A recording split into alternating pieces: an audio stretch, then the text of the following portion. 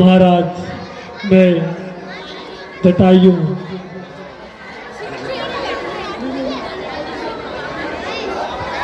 भाई जटायु, आपका यह हाल किसने किया है?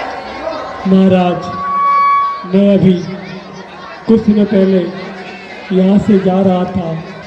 उसी समय एक रावण नाम का व्यक्ति किसी स्त्री को हर के जा रहा था। मैंने उसको बचाने की कोशिश की तो उसने मेरा ये हाल कर दिया।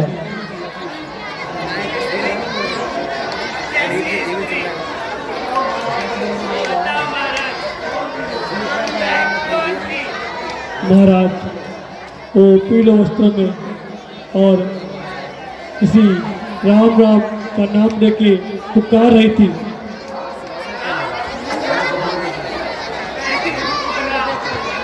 महाराज आप उनकी रक्षा करो, नहीं तो वो व्यक्ति रावण माता सीता को हर के ले जाएगा।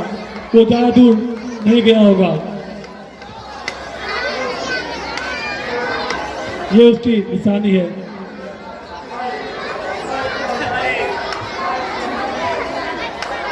तो मेरी ये सीता की निशानी है।